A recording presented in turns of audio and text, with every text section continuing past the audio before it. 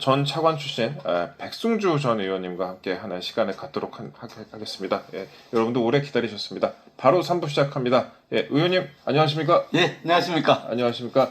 그 경북지사 출마 선언을 하셨어요. 예. 그래서 저희가 또 겸사겸사 모시게 됐고, 그리고 또 오늘 사드 관련된 기사가 좀 쏟아지고 있어갖고 또 때에 맞춰서 저희가 잘 모시게 된 것 같습니다. 예, 일단 시청자 여러분들께 짧게 인사 한 말씀 부탁드리겠습니다. 예.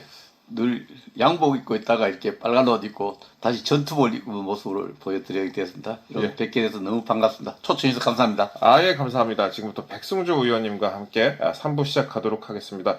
일단 백승주 의원님에 대해서 제가 간단히 좀 말씀을 드리면은 국방연구원 출신의 안보 전문가입니다. 박근혜 정부에서 국방부 차관을 역임하고 20대 국회에서 또 당선이 되셨습니다. 이후에 윤석열 후보 캠프에서 안보정책본부장을 맡고 전쟁기념사업회 회장을 역임을 하셨습니다. 두 대통령과 함께 일하셨는데 그동안 참 많은 일이 있었네요. 예, 두 대통령에게도. 예. 예. 그러게 말입니다. 예. 네, 제가 국방연구원에 일하다가 갑자기 네. 13년 전이네. 벌써 세월이 많이 흘러서 13년 그렇죠, 전에 그렇죠.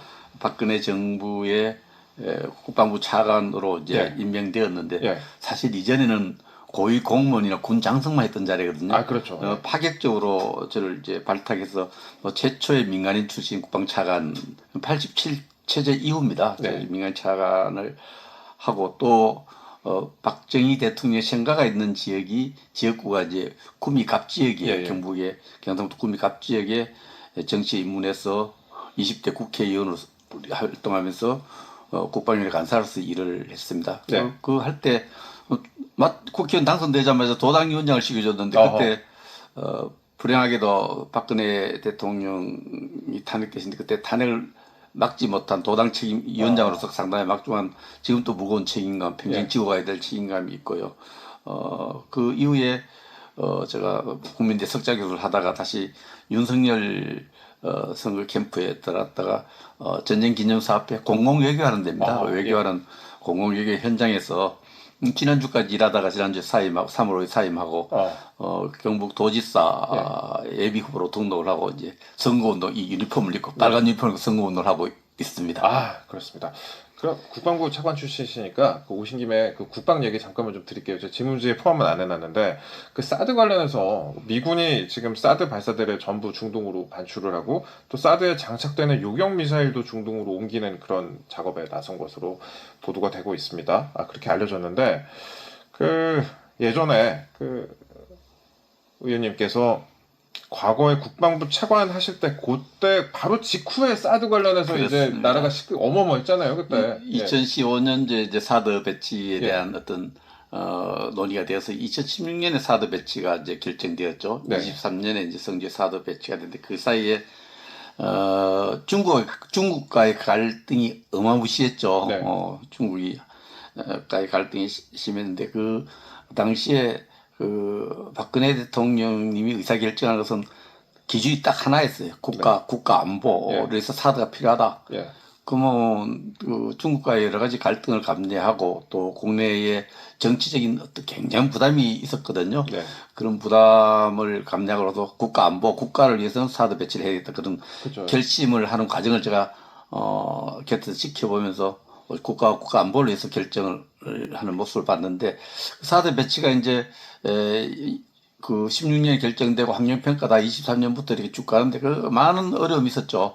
그 당시에 문재인 정부가 바뀌면서 또 사드 배치에 대해서 또 환경평가 시행도 굉장히 어려움이 있었는데 이 사드라는 무기 체계에 대해서 우리 국민들이 조금 이제 체계로 보면 레이더가 하나 있어야 되고 예. 6개 발사대가 있어야 그렇죠, 되고 이제 미사일을 한 48개 하나씩 세트가 있는데 그렇게 움직이는데 가벼운 그렇게 차지하는 면적은 크지 않아요. 네. 사드라는 게 우리 국민이 생각하는 만큼 이게 150km라면은 서울서 대전거리예요. 그렇죠. 하늘로 예. 대전까지 올라가는 거예요. 네. 그래서 고고도 미사일인데 40km에서 150km에 날아오는 미사일 공중에서 요격하는 미사일이에요. 예.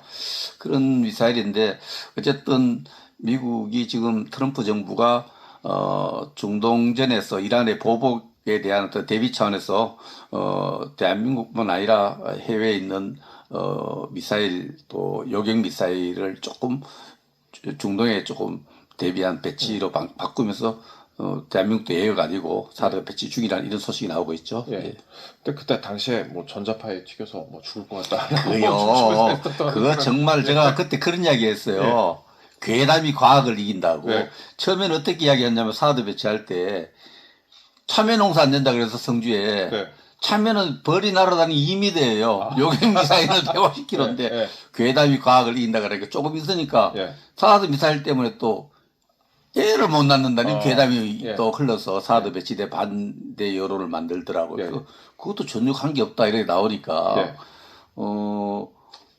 그 다음에는 집값 떨어진다 그래요. 그 앞에 핵심 도시가 있거든요. 아, 그렇죠. 성주 기자 앞에. 예. 그래서 이런 괴담이 과학을 이기는데 사드가 항공에 배치되어 있는 것이 아니고 사드는 그렇게 그런 괴담처럼 그렇게 피해를 주는 무기체계가 아닙니다. 예, 예. 그런 측면에서 40km에서 150km에 고고 날로 미사일 하는데 예. 트럭 같은 저 발사대가 저 6대 있고 예. 미사일이 있는 거예요. 예. 그 레이더가 있는 거예요. 그렇죠, 그렇죠. 중국에서 시비 거는 것은 뭐냐면 이 레이더가 한반도를 넘어서 중국의 군사 동정을 살피니까 중국 안보를 위협한다 이런 논리였거든요. 예. 그렇다면 중국이 갖고 있는 수많은 레이더는 대한민국 다 보고 있지 않습니까? 그러니까. 그래서 말도 안 되는 거고 어쨌든 이 사드와 관련해서 모든 정치 외교적 부담을 안고 박 대통령이 그 안보를 위해서 결심을 그렇죠. 해서 예. 배치를 예. 하는 모습에 저는 뭐 그렇게 복잡하지 않게 결정하시더라고요. 아. 그런 모습을 제가 봤습니다. 그러니까 그때는 그렇게 막 시끄러웠는데 지금은 그 사드를 반출한다고 이렇게 보도가 쏟아지고 있으니까 참 그때 어떤 일이 있었는지 그때- 참 알만하네요. 예. 그때 반대했던 사람들이 또 논리가 이제 이런 예. 거죠. 사드 배치가 이제 주한미군은 우리 허락도 없이 또 자기들 필요하게 빼간다 이렇게 논리. 이건 어쨌든 앞뒤가 좀 안 맞는 것 같은데. 괴담이 예. 과학을 이길다 했고 또 주장이 뒤엉키는 이제 발이 엉키는 주장들이 예. 많습니다. 예. 알겠습니다. 근데 아까 이제 박근혜 정부에서 일을 하셨다고 계속 말씀을 하셨으니까 그 박근혜 정부에서 국방부 차관으로 일을 하셨고 그 이후에 또 이제 국회의원을 하셨죠. 기간이 겹치기도 했는데 박 전 대통령이 어려움을 많이 겪었죠. 어려움을 겪고 사저로 돌아온 이후에 혹시 만나본 적 있으세요? 제가 뵙고 싶었죠. 뵙고 예. 싶었는데 사실 서신왕래를 통해서 서로에 대한 어떤 신뢰를 계속 유지해 왔었고요. 또 서신을 보내셨고. 예, 그리고 출판 기념회 하실 때는 그 초청한 사람만 갔을 때 배웠고요. 아하. 그 지난 가을에 이제 그 당시에 대통령 모셨던 저 장관 또 차관 또 수석들을 대통령님이 초청해서 그런 자리가 있었어요? 네. 오찬을 했는데 오찬하면서 한 분 한 분 다 이렇게 대화를 했어요. 그때 예. 또 마음에 있는 대화를 좀 나눌 기회를 가졌습니다. 그래서 저만 그렇게 이렇게 한 게 대통령께서는 지금 외부에 알려진 것은 뭐 폐쇄적으로 이렇게 그 옛날 같이 고생한 분들, 같이 일한 분들 안 만나는 걸로 알고 있는데 제가 알고 있기로는 그 도와주신 분들, 고생한 분들 이런 분들 이렇게 그룹별로 모아서 이렇게 초대해서 감사한 마음도 전하고 이렇게 활발하게 소통하고 있는 것으로 알고 있는데 네. 그 초청받지 못한 분들이 아무도 안 만난다고 이렇게 대통령이 계속 그렇게 하는데 저는 제가 알고 있기로는 그렇지 않습니다. 조그만 마음을 전달은 꼭 네. 거기에 대한 그 정말 그런 거기에 대한 마음을 전달하고 네. 그렇게 하고 있는데 지금 대통령 이미지 자꾸 왜곡시키는 게 안타깝습니다. 만날 사람 다 만나고 있고 그렇습니다. 의원님도 만나셨는데 예. 뭐 그런 식으로 약간 사실과 다른 얘기가 나오는 것 같다 이렇게 예, 말씀하셨는데 그 만나지 못한 분들 계속 아무도 안 만난다고 하는데 저는 만났습니다. 예. 그 만나셨으면 이번 출마에 대해서도 혹시 말씀 좀 나누셨어요? 아닙니다. 저는 박 대통령이 좀 편안하게 이제 정치와 좀 거리를 두고 네. 또 그렇게 국가에서 봉사하시니까 행복하게 사시는 모습을 보고 싶고요. 네. 저 정치적인 저 일정을 가지고 저 계획을 갖고 대통령께 부담을 드리고 싶은 마음이 없어요. 그래서 그런 얘기를 직접 나눌 기회도 없고 나누지 않았습니다. 알겠습니다. 그러면 이것도 좀 이어지는 건데 그 박근혜 전 대통령하고 이어지는 건데요. 그 박근혜 전 대통령 부친 이제 박정희 전 대통령, 박정희 전 대통령과 관련해서 그 의원님이 지금 공약으로 새로운 공항 이름을 박정희 공항으로 명명하고 조기 착공을 하겠다라고 하셨습니다. 일단 왜 이름을 박정희 공항으로 지어야 된다고 생각을 하세요? 저는 박정희 대통령이 생가에서 국회의원을 냈고 예. 어릴 때부터 박정희에 대해서 저는 사실 유신체제 반대 데모를 치열하게 했어요. 부마항쟁 때 예. 대학 1학년 때 부산대학교 예. 다니면서. 그런데 그 뒤에 박정희 대통령에 대한 어떤 역사적 공과를 공부하면서 그 공과를 공부한 것을 지난해 10월 26일 현충원에서 네. 제가 추모사를 드렸습니다. 네. 그때 종합적으로 드리면서 참 우리 대통령님의 공과에 대한 논쟁은 좀 다소 있지만 대한민국을 위해서는 우리가 정말 그 공적을 높이 기려야 되고 네. 또 그래야 된다는 생각을 합니다. 그 공적을 기리는 여러 방법이 있지만 학자가 할못이 있고 정치인이 할못이 있지만 외국에 제가 공공외교 차원에서 뭐 50개 이상 나라를 다니보면은 뉴욕 케네디 공항이라든지 또 미국의 레이건 공항이라든지 이스라엘 벤구리온이라든지 최근에 그저 베네수엘라 같은 데도 볼리바르 공항 같은 게 있거든요. 네. 역사적 인물을 공항 이름에 넣어서 그 역사의 정체성도 국내에 확인시켜주고 자부심도 가지고 이런 것을 하는 거 보고 저는 뭐 경북 대구의 공항 이름을 박정희 공항으로 하고 또 민주화에 공헌한 저 광주의 새로운 공항을 만들면 김대중 공항으로 해서 우리가 현대사에 있어서 역사적 인물을 이렇게 기억하고 그 공적에 대해서 확인하는 그런 공항 이름 붙이기 좋다고 생각하고요. 그런 네. 측면에서 저는 경북 대구의 신공항 역사적 의미가 있는 신공항 이름을 박정희 공항으로 해야 된다고 생각합니다. 그 절차가도 제가 많이 연구를 했는데요. 절차적으로도 뭐 충분히 가능하다고 생각합니다. 근데 이름은 그렇게 지을 수가 있는데 공항을 만들 예산 자체를 안 주는 상황인데 어떤 식으로 재원을 받아요? 이 부분은 제가 자신 있어요. 예. 왜냐하면 제가 2014년 5월에 네. 동촌에 있는 대구공항 이전을 위한 현판식 아. 그것을 제가 차관실 했거든요. 예, 예, 예. 그때부터 쭉 2014년 지금까지 공항에 대해서는 제가 줄기차게 국방위원으로서 또 여러 가지 국회의원으로서 쭉 또 그 지역에 관심 정치로 쭉 했는데 지지부진해요. 네. 2026년 현재 설계에 들어가지 않고 있습니다. 설계 예산 제로입니다. 네. 왜 그렇게 됐느냐를 제가 짧게 말씀드리는 겁니다.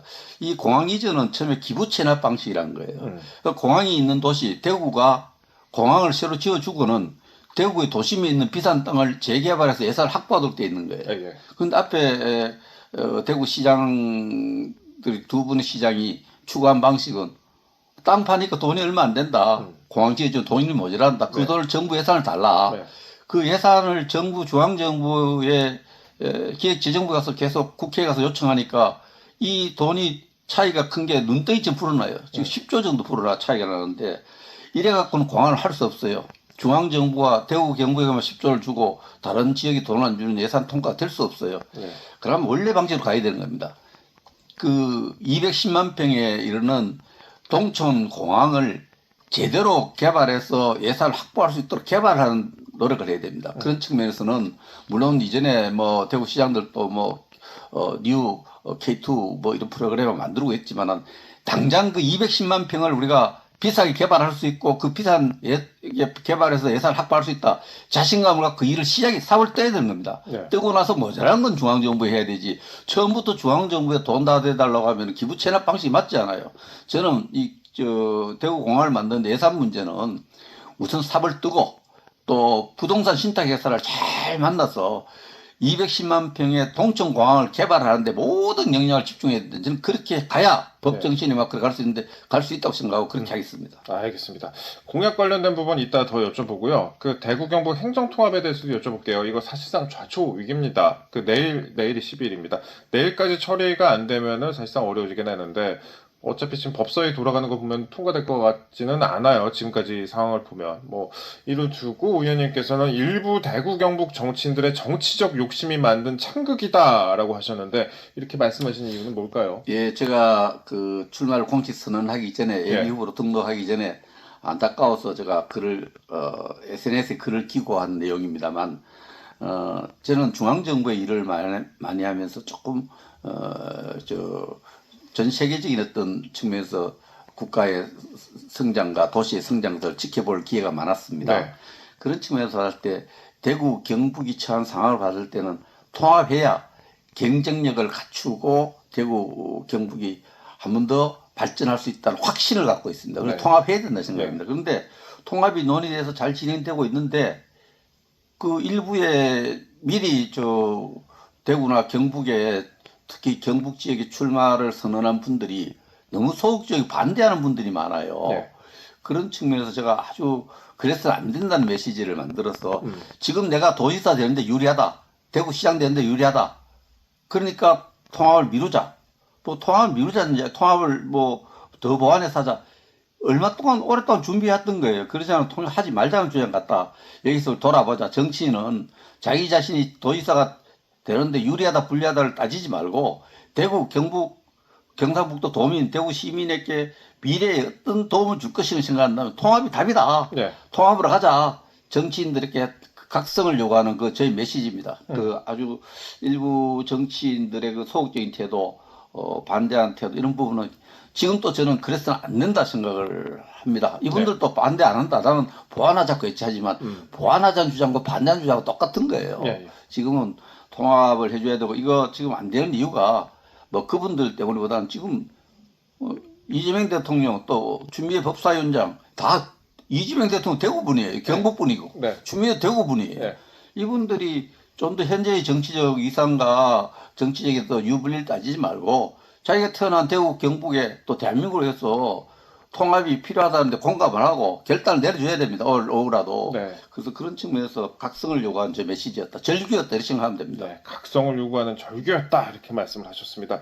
정치 관련 얘기 좀 더 여쭤볼게요. 최근에 이제 국힘 내부가 아주 시끌시끌합니다. 뭐 엊그제 이제 의총이 있었고 뭐 결의문이 발표가 됐고 뭐 시끌시끌해요. 뭐 당대표 사퇴를 언급하는 그런 의원도 있고 그다음에 뭐 혁신위원회 말씀하는 그런 분들도 있고요. 최근에 보세요. 저는요. 예.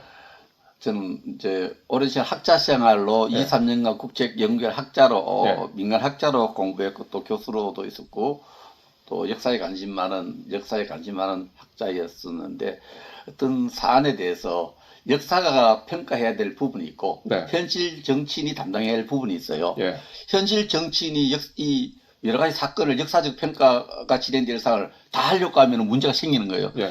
우리 국힘은 지금 정치인이 역사가적 소신, 역사적 역할을 같이 하려고 하면서 혼란이 생기는 거예요. 예. 현실 정치는 현재 지도부가 있고 그 지도부가 담임한 기간 동안 소신과 일할 수 있도록 하고 그 역사적인 논쟁은 학자들을 맡길 필요가 있다. 예. 저는 우리 역사에서 전쟁기념 사업에서 쭉 시절을 살펴보면서 최고의 그 어떤 이 대한민국의 한반도 영토를 차지하는데 기여한 분이 누구냐? 김종서 장군이에요. 네. 예.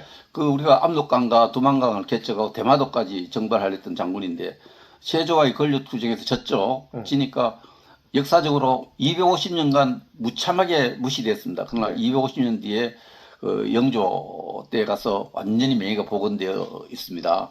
그래서 우리 역사적인 이 현대사 역사적인 부분들도 뭐 당장 현실 정치인들이 역사적 옳다 그러다 평가하려 하지 말고 네. 이건 역사의 몫을 남기고 현실 정치에 집중해야 된다 이렇게 생각을 합니다. 네. 역사가의 몫을 현 정치인들이 다 하려고 한다. 저는 잘못됐다고 봅니다. 네. 현재 역사학자와 정치인의 역할을 조금 구분해서 현실 정치에 어떤 세력을 얻어서 정치적 우리가 정당의 정강 정책 또 정당의 목표를 또 전략 목표를 달성하려는 이러한 치열한 모습을 국민에게 보여주지 못하고 있다. 네. 시중에 가면 진짜 우리 당 욕을 많이 해요. 대구 경북에 가도 네. 막 욕을 합니다. 그래서 네. 제가 사실 행정을 하다 보니까 정치의 현상의 목소리를 제가 뭐 리얼하게 듣지, 네. 생생하게 듣지는 못했는데, 역사학자와 정치가의 몫이 좀 달라야 되고, 네. 현실 정치는 현실 국민의 목소리를 들어서 세력을 얻어서, 앞으로 나가야 되는데, 우리 국힘의 지도부 국힘 의원님들이 역사학자의 몫을 좀 남겨두는 것이 좋겠다, 이런 생각을 가집니다. 그 아까 선거운동 하시다 보면은 욕 많이 한다고 주민들이 그렇다고 말씀하셨는데 다른 지역하고는 좀 다를 것 같아요. 다른 지역이 냉소라면은 경북 쪽에서는 잘 좀 해라 뭐 이런 소리 많이 할 것 같은데. 저도 알고 있습니다. 이 빨간 옷 입고 예. 도심이 다니면은 예. 저 경북 경북 지역에 말씀해 주세요. 예. 이 빨간 옷 유니폼을 입고 예. 경북 지역에 다니면 전부 자연스럽게 생각해요. 예. 또 다른 지역에 또 다른 생각을 가질 수 있겠죠. 예. 그래서 정치의 정서도 우리나라 약간 지역에 따라 좀 다른 부분도 뭐 다 알고 있잖아요. 인정을 네, 해야죠. 그 인정하면 또 나가야 되겠죠. 예. 아무튼간에 뭐 지역에서 잘 좀 해라 이런 소리 많이 하고 계시지 않으세요? 좀 싸우지 마라 그래요. 싸우지 마라. 또 네. 내부에서 싸우지 마라. 그래요. 내부에 싸우지 마라. 네. 예. 알겠습니다. 그나저나 이제 TK 지역에서는 경북지사, 대구시장 선거에 15명이 입후보로 했습니다. 현역 의원도 꽤 많아요. 꽤 많은데 반면에 지금 국힘 같은 경우 경기지사는 후보난에 시달리고 있고 서울시장 역시도 지금 뭐 현역 시장이 후보 등록을 안 한 상태고 그러니까 될 만한 곳만 몰리고 있다라는 그런 비판에 대해서 어떻게 보십니까? 저는 그 비판이 온당치 않다고 생각합니다. 네. 왜냐하면은 이 국힘의 정치 제가 짧게 했지만 정치 입문에서 보면 우리가 공정한 경쟁이 일상화돼야 된다 생각해요. 네. 경북의 도당 위원장 제가 초기에 했습니다만은 그 경쟁을 통해서 안 하거든요. 순서에서 하거든요. 네. 그게 활력이 좀 줄어요. 그래서 어떤 이런 공직선거에서 많은 분들이 하겠다고 봉사하겠다 나서는 분들이 많아서 경쟁하는 것을 우리가 그거 쉬우니까 덤비는 거 아니냐 이렇게 생각하기보다 경쟁이 자연스러운 거고 제가 오히려 서울과 경기 이런 지역이 조금 어렵다고 해서 네. 용기를 안 내는 그 지역에 우리가 문제가 있다고 생각합니다.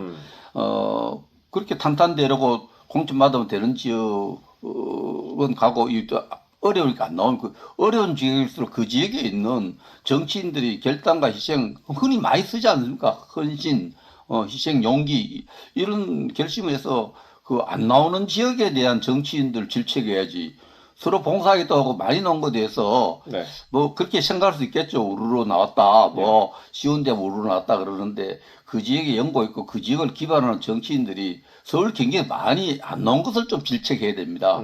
자기를 버리고 네. 또 결단하고 결기를 보이고 그래서 국민의 제대로 된 평가, 좋든 나쁜 평가를 받아서 정당의 어떤 계속 전진을 만들어야 하기 때문에 지금이라도 좀 추가 공천 기간을 줘서 경기와 서울 지역에 좀 더 많은 분들이 경쟁할 수 있도록 구도를 만들어주는 것이 또 여건을 만들어주는 것이 중요하지. 많이 나온 지역을 왜 질책합니까? 미국에도 처음에 굉장히 많이 나와요. 대통령 선거 같은 거 보면은. 네. 그러나 선거 자금이 이제 모금이 안 되고 또 지지가 떨어지면 자연히 자기 내려놓지 않습니까? 그래서 내려놓은 사람을 질책하는 경우가 없어요. 경쟁이 일상화되고 그래야 경쟁이 활력이 붙고 그 정당이 발전한다고 생각합니다. 그래서 대구 경북에 많은 분들이 나온 것은 저는 뭐 바람직하다고 생각합니다. 알겠습니다. 끝으로 이제 가시기 전에 그 출마 선언을 하셨으니까 그 부분만 마지막으로 여쭤볼게요. 주요 공약으로 아까 이제 말씀하신 박정희 공항 외에도 뭐 구미 방산산업 육성, 포항항의 종합 물류항 전환 등을 제시를 하셨습니다. 더 눈에 띄는 것도 있는데 뭐 절대 농지 제도 개혁 그리고 장례비 지원 확대. 장례비 지원 확대 이런 건 좀 처음 보는 것 같은데 그렇죠. 이 공약들을 핵심으로 꼽은 이유가 우리 선거 여사상 장례비 지원할 때는 처음 내놓은 것들. 예. 그러니까 어르신들이 야 우리 아들 딸 있는데 이렇게 하는 분들이 많아요. 그러나 제가 생각할 때는 요즘 대가족 제도가 이렇게 흔들리면서 장례비를 걱정하는 분들이 많고요. 또 신생아에 대해서 많은 우리가 복지 정책을 펴는데 평생 세금 내고 국가를 위해서 봉사한 분들에 대해서 꼭 물적으로 재정적으로 돈을 준다는 것보다 정말 정부와 국가가 감사하고 예우를 갖추는 이런 지원제도 필요하고 예산도 그렇게 많이 드는 건 아닌데 어르신에 대한 예우를 좀 더 확실하게 하자 장례비 지원을 내세웠고요. 이 절대 농지 제도는요. 저는 이 농민들의 그 갖고 있는 자산이 거의 뭐 농토백이 돼 있습니까? 네. 이 농토를 취득과 사용에 대해서 그 식량 안보라는 너무 철저히 묶어놨어요. 이게 농민들이 팔지도 못한 땅 그거 가지고 자녀들 공부시키고 출가시키고 이러면은 이 도시는 땅값이 천정부지로 올라 있거든요. 상대적 바탈감이 너무 커요. 그러고 이 농지라는 게 절대 농지라는 게 이전에는 논을 도시 시설로 바꾸면은 도로 농지로 바꾸는데 굉장히 힘들었어요. 곡경에 손을 해야 되니까. 지금은 폭거리 고급 장비라면 일주일 만에 전부 도시 주택을 전부 농토로 만들 수 있어요. 이런 공학이 발전했기 때문에 농지 제도를 절대 농지 제도를 바꿔서 농민들의 자산 가치, 농민들을 좀 부자가 되도록 해줄 필요가 있어요. 농민이 되어도 부자가 될 수 있다. 농토를 가지도 부자가 될 수 있어야 기농 인구도 생기고 농토를 떠나는 인구가 줄어들 것이 생각 속에 농지 제도 이거는 지자체장 그 경부도지사 힘으로 안 돼요. 그러나 절대 농지 제도를 계획할 타이밍이 그래서 주장할 겁니다. 그리고 포항항은 지금 거의 83%가 포항제철을 위한 철강산업이라는 항구로 되어 있어요. 그것을 물류항으로 바꿔야 됩니다. 그 수심도 굉장히 향이 좋거든요. 경상부터 모든 상품을 해운을 통해서 수출입할 수 있는 그 물류항으로 바꿔야 경북의 물류 산업 이런 것이 발전할 수 있다고 생각했고요. 구미 방산에 대해서는 제가 국회 국방위원 시절에 이미 스마트 방산 전람회를 열어서 2차례 열어서 붐을 일으켜 봤는데 지금 뭐 세계적인 방산 붐 있지만 대한민국 방산에 뜨고 있는데 국가가 소유자이기 때문에 네. 경기 변동에 민감하지 않아요. 그래서 이 경기 변동에 민감하지 않는 방산을 이 방산이 또 단순히 살상 무기, 전쟁 무기뿐만 아니라 AI라든지 드론이 좀 결합되어 있기 때문에 첨단 산업 발전과 맞물려 있어요. 그래서 경북 지역의 산업 구조를 바꾸는 데는 방산이 굉장히 중요하고 뭐 박지희 공항은 제가 말씀했지만 네. 비행기가 단순히 뜨고 내일은 그런 공항이 아니고 경상북도의 미래, 대구의 미래를 저는 활주로가 되고 생명줄 된다고 생각하기 때문에 저는 조기에 착수할 자신도 있고 조기에 착수를 시켜서 완공시켜야 된다. 이런 확고한 신념을 갖고 있습니다. 그래서 알겠습니다. 그런 일을 하고 싶어 확고한 나왔습니다. 예. 그 댓글 보니까 장례 지원은 좋은 것 같다라는 댓글이 좀 여러 개 달렸습니다. 예. 그때 좋아하는 반응이 어른도 좀 있는데 예. 아들 자랑하는 분들은요 아. 저보고 나 아들이 있어 필요 없어 그러길래 그건 어르신 필요 없는 게 아니고 우리 마음으로 그렇게 해야 됩니다 그렇게 제가 말씀드렸습니다. 알겠습니다. 네, 시청자 여러분, 저희 지금까지 백승주 전 의원과 함께했습니다. 경북지사 예비 후보 백승주 전 의원과 함께했습니다. 끝으로 뭐 시청자 여러분 그리고 뭐 투표권이 있는 분들에게 한 말씀 부탁드릴게요. 예. 예, 저보고 제가 며칠 전까지 전쟁기념사업 회장으로서 국내외 기빈들을 영접하는 그런 일을 하다가 이제 빨라놓지고 다니까 왜 편안한 길을 놔두고 왜 또 정치하려고 하느냐, 예. 뭐 정치에 중독되었냐 이렇게 말씀들 하는데 제가 100번을 생각 안 했겠습니까? 오랫동안 생각을 했는데 제가 학자로 있다 갑자기 차관하고 또 국회의원하고 국회의원 시작할 때 2015년 12월 16일 잊을 수가 없어요. 오후 2시에 예. 박정희 대통령 생가에서 눈이 펄펄 내리는데 제가 출마 선언을 하면서 박정희 정신을 계승해서 평생 정치를 통해서 지역에 봉사하겠다 했는데 그 이후로는 그 생각을 초심이라 생각하면 한 번도 바꾼 적이 없습니다. 그래서 구미를 집을 떠난 적도 없고 거기 사무실을 늘 두고 있었습니다. 그래서 언젠가는 경상북도 고향을 위해서 정치를 통해서 일해보고 싶다, 일을 계속하고 싶다 생각을 가졌고 뭐 여러 주변에 뭐 어려움을 이야기를 많이 했지만 저는 저와의 약속 아무도 기억을 못해요. 제가 그런 약속했다는 것을. 네. 그러나 저는 기억을 하거든요. 네. 제가 저한테 한 약속, 그 초심을 지키기 위해서 정치를 시작했습니다.